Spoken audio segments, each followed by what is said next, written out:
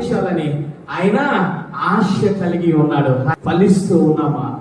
రక్షణతోనే సరిపోతుంది అని అనుకుంటూ ఉన్నాం.